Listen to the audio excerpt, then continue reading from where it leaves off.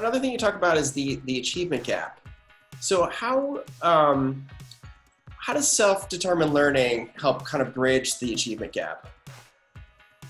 Well, I generally speaking, I don't like the term, the achievement gap. I think that's been used a lot. First of all, it can take me a long time to go explain what achievement gap, why I don't like it. But however, there are racial differences among students. I think that's using another way that in terms of test scores, in terms of education attainment, in terms of those things, I think a big piece in the so-called achievement gap, or whatever constitutes the differences among students from different backgrounds, and is how we start.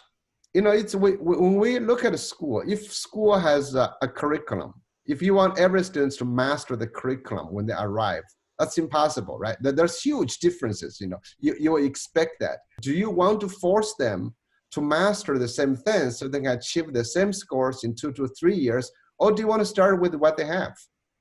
I would start with what they have. I want to help them become who they can be. Maybe in 3 or 4 years, they're not as good as others, which they may never be, because people are different.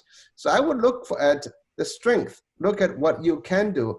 In my term, actually, I would say, let's get rid of the so-called achievement gaps, because if you look at that gaps, look at any other way to measure people, we are different. There will be differences based on a culture, based on individuals, So I would look at, say, how do we grow individually? Look at, have we helped each and every child to grow? There was a story in the December Forbes magazine about the top YouTube earners among children.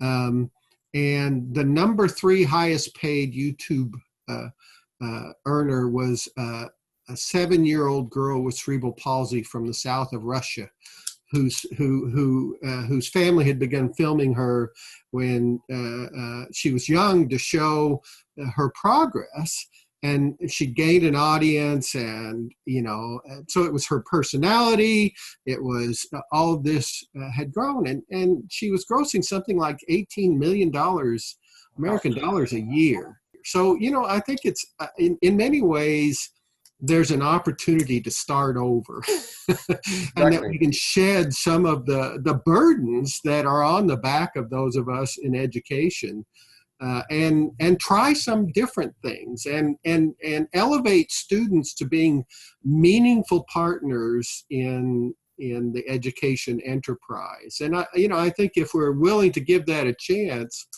that students, they've always surprised us how well they do and what kinds of things they achieve. And, it just sort of goes against maybe adult nature to think in that way, but I think it's true. And that's why I wrote the book.